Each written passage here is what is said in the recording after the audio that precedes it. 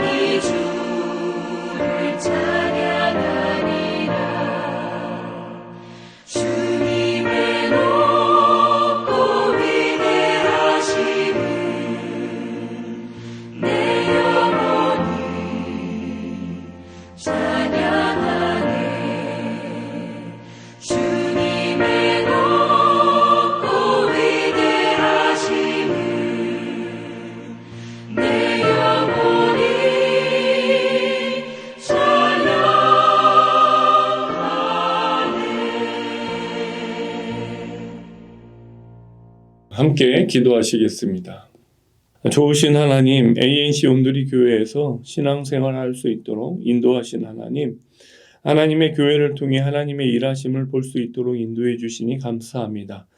그리스도의 몸된 교회, 피 흘려 사신 교회 위에 성령 하나님 함께하여 주셔서 모든 지체들과 부서들이 서로 합력하여 선을 이루어 충성되이 그 사명의 자리에서 그 역할을 다할 때 그리스도가 높아지는 은혜가 있게 하여 주시옵소서. 하나님의 영광만이 드러나도록 우리를 사용하여 주시옵소서. 사람의 방법, 사람의 지혜가 아닌 하나님 한 분만으로 충분한 교회로 성장하게 하여 주옵소서. 교회에 속한 믿음의 권속들, 오는 세대와 또 지금의 모든 세대가 한마음 한뜻 같은 말로 주의 복음을 온전히 전하는 교회로 인도하여 주시옵소서. 이 새벽에 주님의 임재를 사모하며 말씀을 듣는 사랑하는 성도들의 삶을 붙들어 주시고 지치고 상한 심령 위에 말씀의 생수로 그 목마름을 만족시켜 주옵소서. 우리의 영혼이 다시 소생케 되는 귀한 새벽 되게 하여 주실 것을 믿사오며 거룩하신 예수님의 이름으로 기도드리옵나이다. 아멘. 오늘 우리에게 주신 하나님의 말씀 사도행전 25장 13절에서 27절까지의 말씀 함께 봉독하겠습니다. 수일 후에 아그리빠 왕과 버니게가 베스도에게 문안하러 가이사랴에 와서 여러 날을 있더니 베스도가 바울의 일로 왕에게 고하여 이르되 벨릭스가 한 사람을 고려하여 두었는데 내가 예루살렘에 있을 때 유대인의 대제사장들과 장로들이 그를 고소하여 정죄하기를 청하기에 내가 대답하되 무르피고가 원고들 앞에서 고소사건에 대하여 변명할 기회가 있기 전에 내주는 것은 로마 사람의 법이 아니라 하였노라. 그러므로 그들이 나와 함께 여기 오매 내가 지체하지 아니하고 이튿날 재판자리에 앉아 명하여 그 사람을 데려왔으나 원고들이 서서 내가 짐작하던 것 같은 악행의 혐의는 하나도 제시하지 아니하고 오직 자기들의 종교와 또는 예수라 하는 이가 죽은 것을 살아있다고 바울이 주장하는 그 일에 관한 문제로 고발하는 것뿐이라. 내가 이 일에 대하여 어떻게 심리하려는지 몰라서 바울에게 묻되 예루살렘에 올라가서 이 일의 신문을 받으려느냐 한즉 바울은 황제의 판결을 받도록 자기를 지켜주기를 호소하므로 내가 그를 가이사에게 보내기까지 지켜두라 명하였노라 하니 아그리빠가 베스도에게 이르되 나도 이 사람의 말을 듣고자 하노라. 베스도가 이르되 내일 들으시리이다 하더라. 이튿날 아그리빠와 버니게가 크게 위험을 갖추고 와서 천부장들과 시중의 높은 사람들과 함께 접견 장소에 들어오고 베스도의 명으로 바울을 데려오니 베스도가 말하되 아그리빠 왕과 여기 같이 있는 여러분이여 당신들이 보는 이 사람은 유대의 모든 무리가 크게 외치되 살려두지 못할 사람이라고 하여 예루살렘에서와 여기서도 내게 청원하였으나 내가 살피건대 죽일 죄를 범한 일이 없더이다. 그러나 그가 황제에게 상소한 거로 보내기로 결정하였나이다. 그에 대하여 황제께 확실한 사실을 아랠 것이 없으므로 신문한 후 상소할 자료가 있을까 하여 당신들 앞 특히 아그리빠 왕 당신 앞에 그를 내세웠나이다. 그 죄목도 밝히지 아니하고 죄수를 보내는 것이 무리한 일인 줄 아나이다 하였더라. 아멘. 오늘 본문의 바울은 2년이 넘는 시간을 감옥에서 보내고 있습니다. 그가 투옥된 이유는 유대 지도자들의 오해였고 그들의 선동에 의해 억울한 자리에 2년 동안 있게 된 것이죠.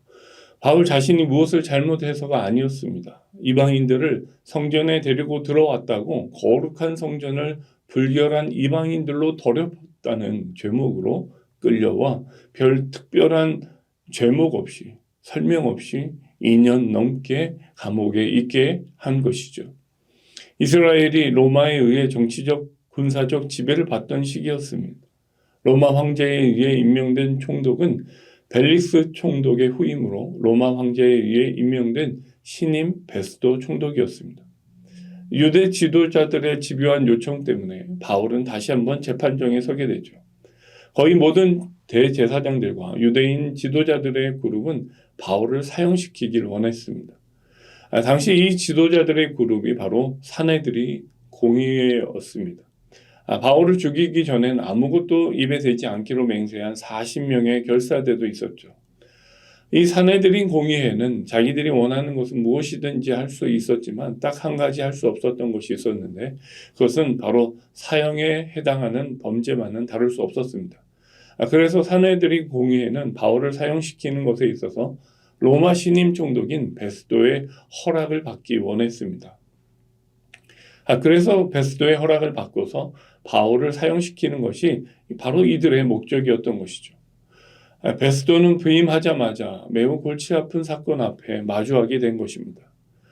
아직 총독의 임무는 물론이거니와 유대 지역의 분위기와 특성을 충분히 파악하지 못한 상황에서 어떤 결정도 내리기 힘든 경우를 맞이하게 된 것입니다.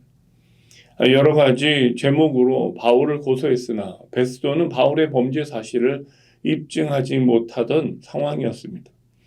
그럼에도 바울을 풀어주지 못하는 배경은 바로 신임 총독으로 부임하자마자 유대 지도자들의 마음을 잃어버리는 것이 두려웠기 때문입니다.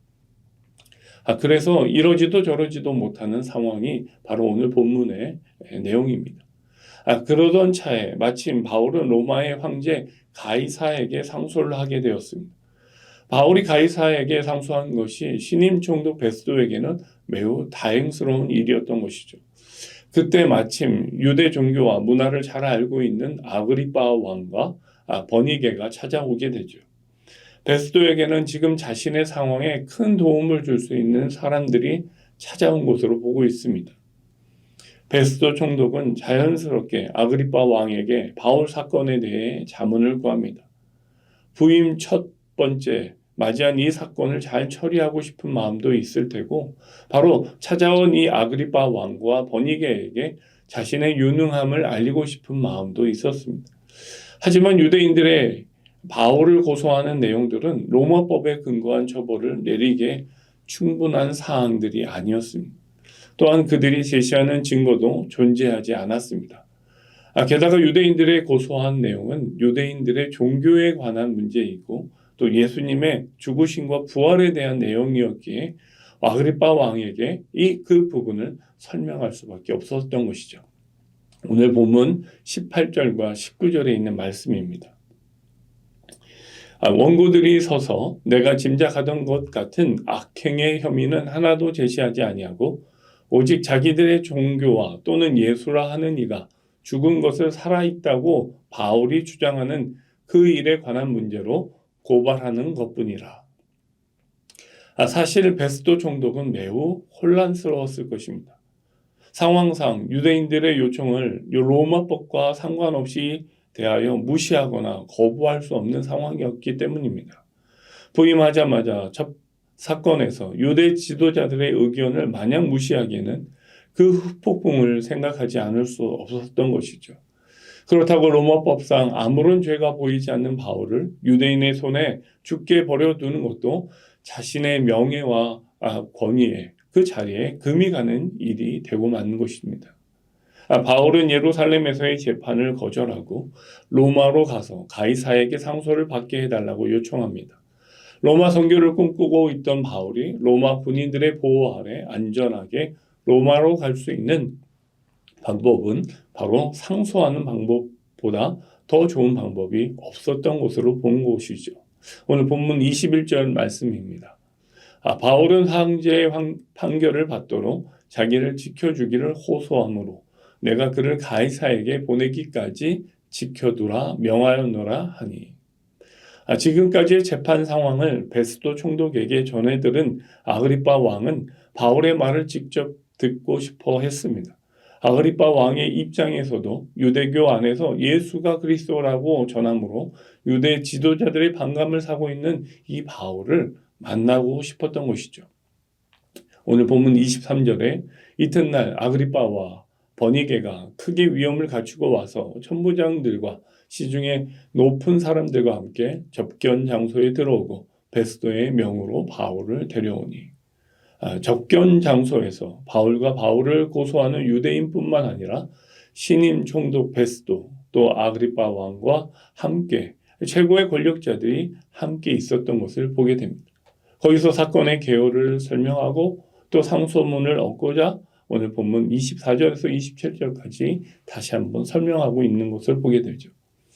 베스도가 말하되 아그리빠 왕과 여기 같이 있는 여러분이여, 당신들이 보는 이 사람은 유대의 모든 무리가 크게 외치되 살려두지 못할 사람이라고 하여 예루살렘에서와 여기서도 내게 청원하였으나 내가 살피건대 죽일 죄를 범한 일이 없더이다. 그러나 그가 황제에게 상소한 거로 보내기로 결정하였나이다. 그에 대하여 황제께 확실한 사실을 아뢰할 것이 없으므로 신문한 후 상소할 자료가 있을까 하여 당신들 앞, 특히 아그리빠 왕 당신 앞에서 글을 세웠나이다. 그 제목도 밝히지 아니하고 그 죄수를 보내는 것이 무리한 일인 줄 아나이다 하였더라. 신임 총독 베스도도 바울의 어떤 죄도 발견할 수 없었습니다.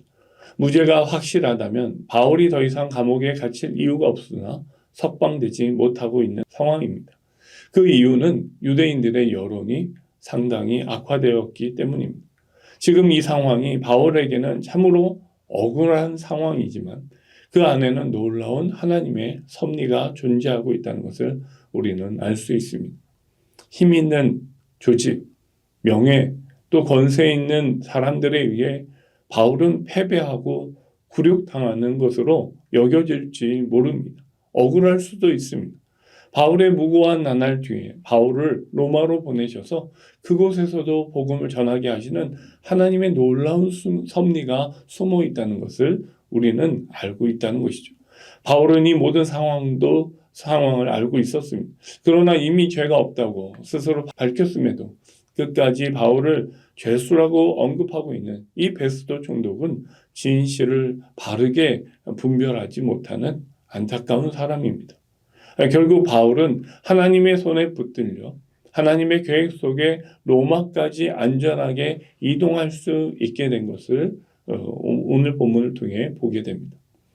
바울은 이미 고령의 나이임에도 불구하고 그 사명의 거친 길도 감당하기를 주저하지 않고 있다는 것이죠. 사랑하는 성도 여러분, 우리의 달려갈 길을 다 간 후에 우리가 믿음을 지켰는지 우리의 삶을 돌아볼 수 있어야 할 것입니다.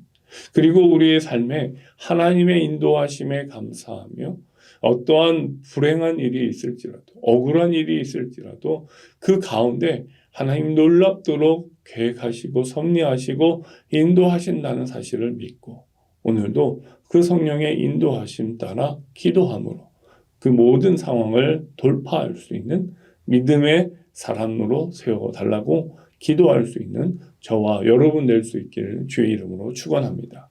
함께 기도하시겠습니다. 우리가 사방으로 우겨싸임을 당하여도 쌓이지 아니하고 답답한 일을 당하여도 낙심하지 아니하며 박해를 받아도 버림받지 아니하며 거꾸로 트림을 당하여도 망하지 아니하는 것은 우리가 항상 예수의 죽음을 몸에 짊어짐은 예수의 생명이 또한 우리 몸에 나타나게 하려 하심이라. 하나님, 그렇게 우리를 사명 가운데 우리를 불러주시고 어떠한 억울함 가운데서도 하나님의 뜻을 저버리지 않는 믿음의 용사로 세워주시니 감사합니다. 주어진 상황을 믿음으로 해석할 수 있는 자들 되게 하여 주옵소서. 상황과 형편에 낙심하는 자가 아니라 더욱 깊이 하나님을 만나는 자들 되게 하여 주옵소서. 그 복음을 전할 수 있는 자리가 그 자리가 될 수 있도록 인도하여 주옵소서. 어떤 순간에도 위법하지 않게 하시고 환경에 의해 위축되지 않게 하시고 신실한 자로 온전히 서게 하여 주옵소서. 오늘도 나의 뜻보다는 하나님의 뜻, 주님의 뜻을 구하며 기도하는 자로 어떠한 상황에서도 주님 하나님의 온전하신 뜻만을 구하며 믿음으로 반응할 수 있는 저희 모두가 될 수 있도록 주님 도와주옵소서. 그렇게 인도하실 하나님을 바라보며 거룩하신 예수님의 이름으로 기도드리옵나이다. 아멘. 우리 들은 말씀 생각하시면서 함께 기도의 제목 가지고 기도하며 하나님 앞에 나아가겠습니다. 함께 기도하시겠습니다.